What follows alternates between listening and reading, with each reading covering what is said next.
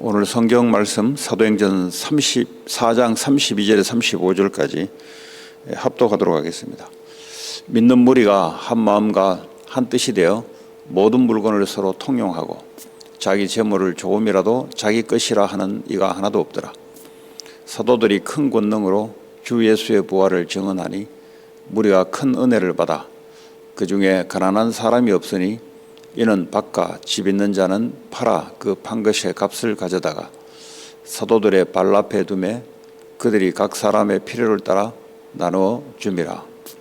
아멘. 초대교회가 복음 전하는 이런 상황 속에 복음을 전하는 금지하는 그런 법을 만들어 놓고 초대교회를 핍박하기 시작합니다.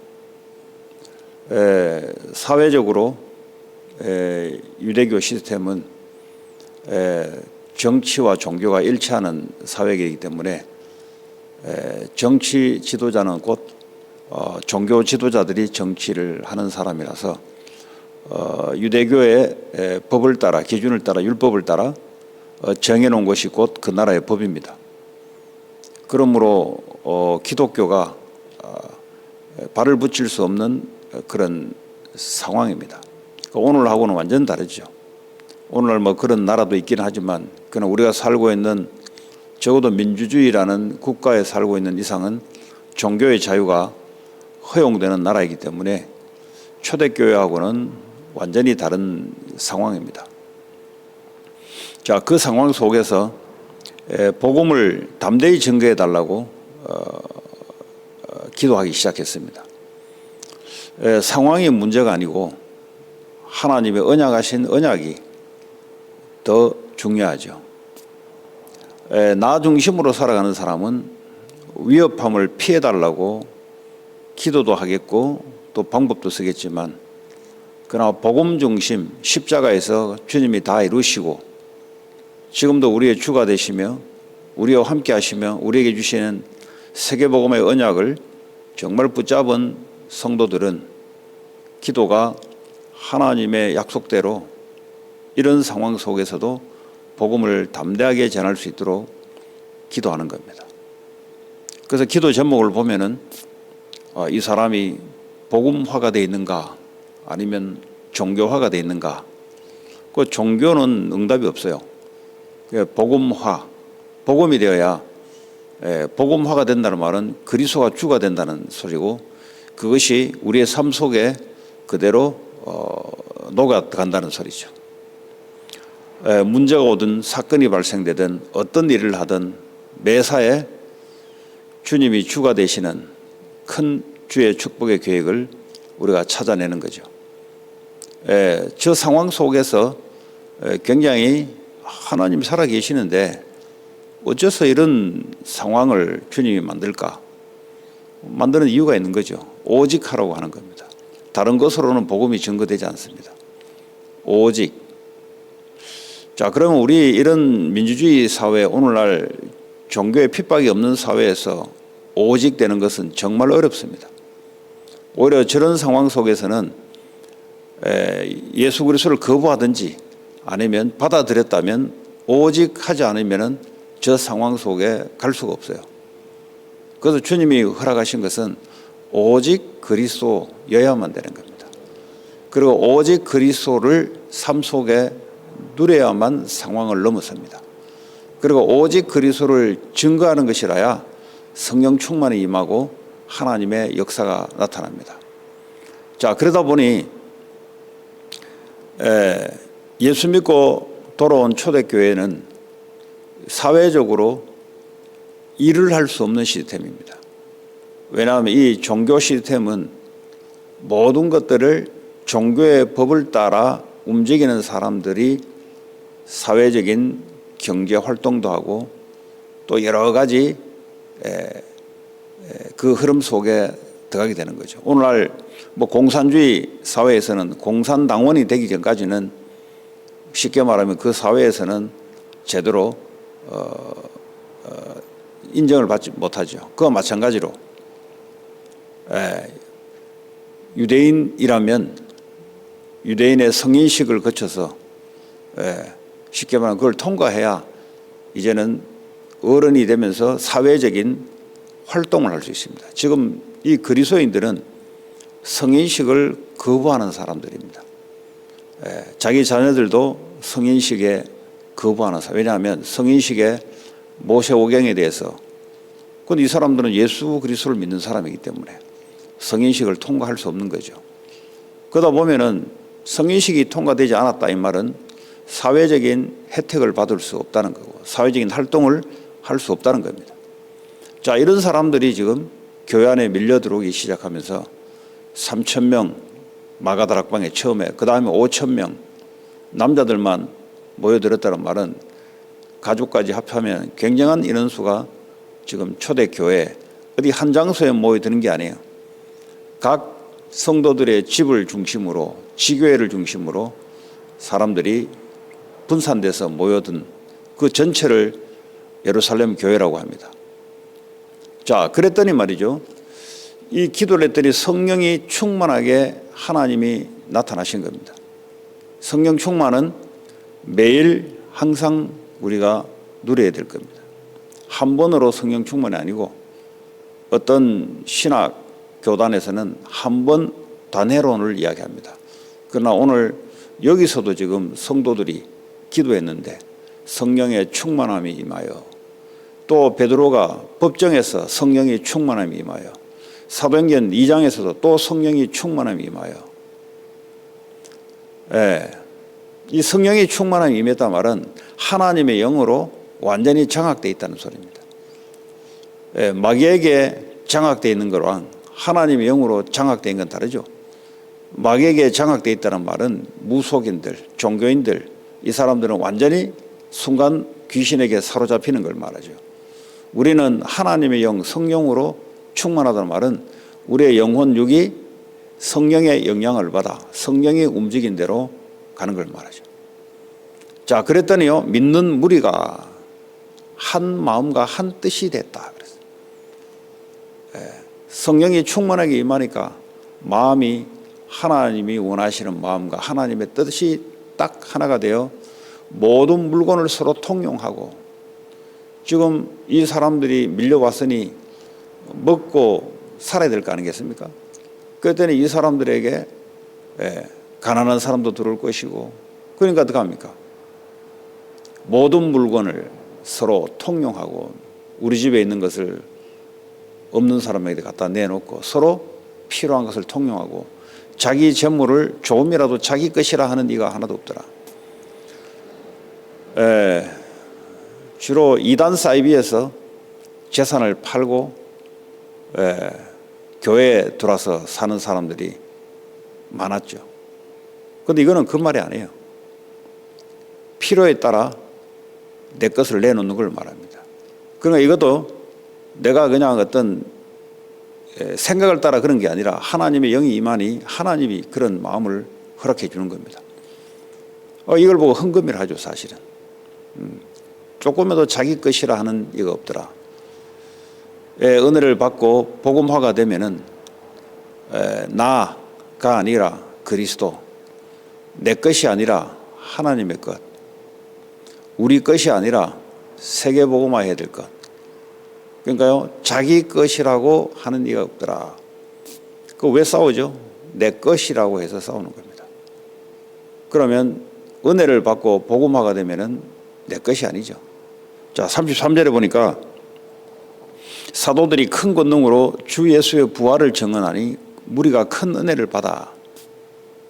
사도들이 큰 권능으로, 권능이라면 하나님의 능력이 나타났다는 거죠. 언제 나타날 겁니까? 주 예수의 부활을 증언하니. 지금 예루살렘에는 예수가 십자가에 죽었다는 사실을 전부 다 알고 있습니다. 그런데 이분이 그리스도라는 증거를 어떻게 해야 되냐?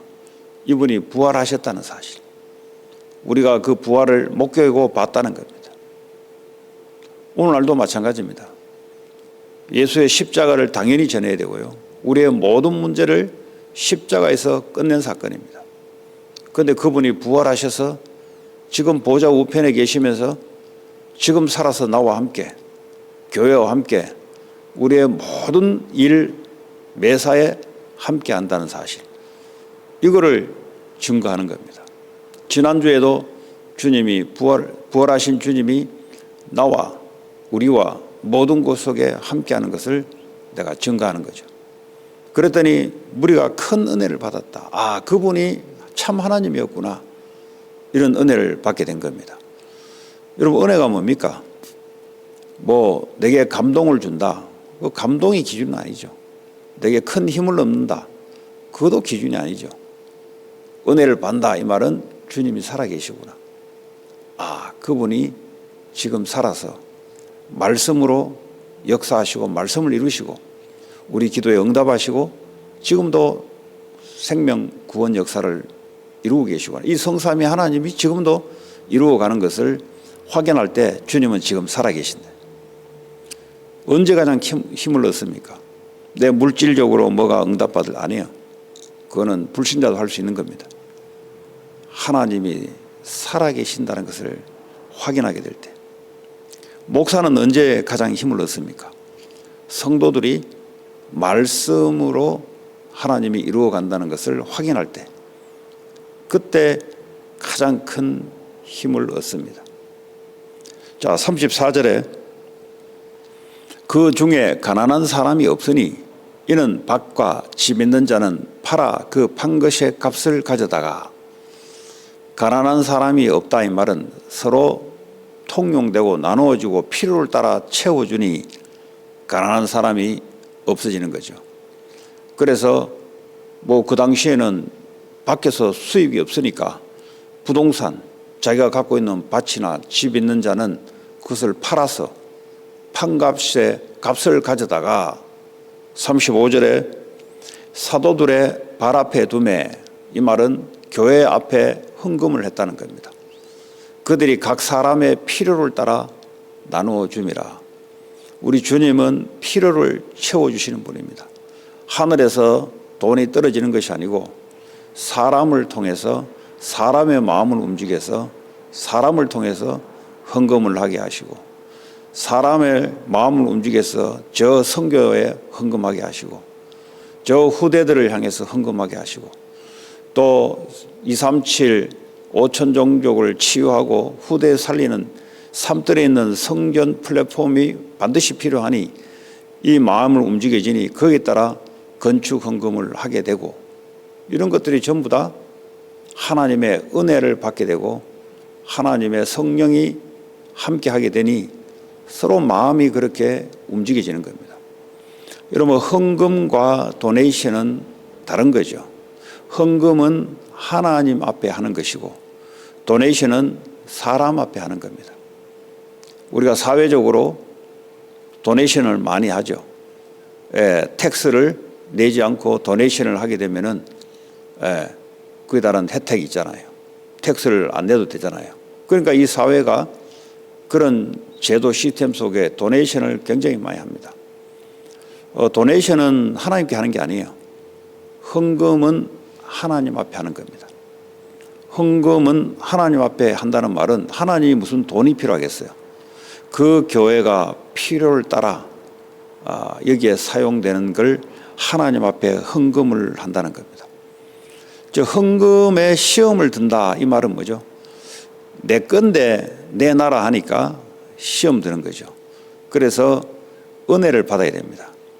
하나님의 은혜를 받게 되면은 내 것이 아니고 하나님께 자꾸 드리고 싶은 마음이 생겨요.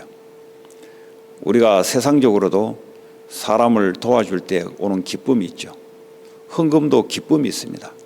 자꾸 하나님께 드리고 싶어요. 자꾸 드리고 싶으면 이 하나님의 나라의 경제 시스템이 어떻게 되냐? 필요를 채워주신 하나님이십니다.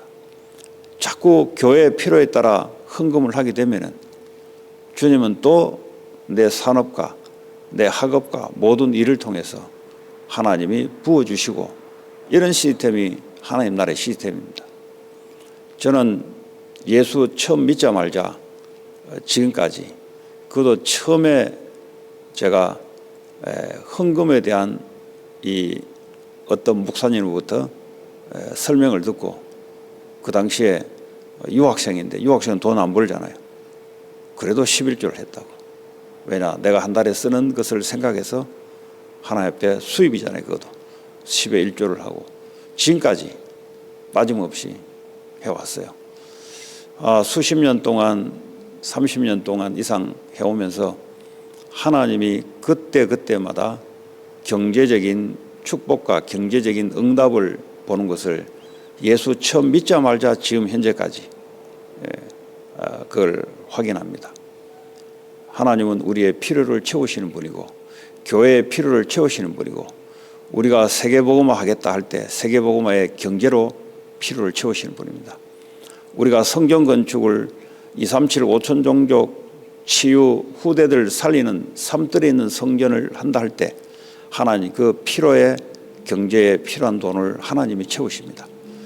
그 은혜 받은 사람을 중심으로 하나님은 경제도 움직이고 세계방화의 모든 것을 움직여 나가고 또 내 산업과 모든 부분을 움직여 나가고 또 우리 후대들이 앞으로 전문성을 가지고 전부 다 뭐죠? 경제와 연결됩니다.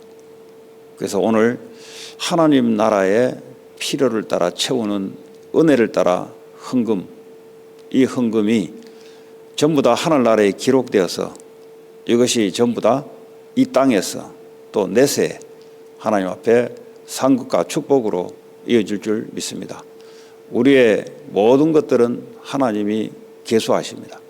그래서 하나님 앞에 서서 우리의 인생을 하나님께 드리는, 왜냐하면 그것도 세계복음화 때문에 우리 인생을 드리는, 인생은 드리는데 헌금은 내지 않는다. 그건 가짜거든요. 그럴 수가 없습니다. 내 모든 것이란 것은 내 생명뿐만 아니라 내가 가지고 있는 시간 모든 것을 전부 다 주님 것으로 은혜를 받았기 때문에 주의 표를 따라 우리는 드리게 되어 있습니다. 그러면 하나님이 또 역사하시게 되어 있습니다. 그런 축복들이 여러분 속에 임하기를 바라고, 특별히 경제 가난 속에 있는 분들은 잘 기억하시고 하나님의 은혜를 받고 그 경제, 가난의 경제, 가난에 어쩌면 반복되는 시스템 속에 있다면 빠져나오는 하나님의 경제 시스템 속에 들어가는 축복이 되기를 주 예수 이름으로 축복합니다.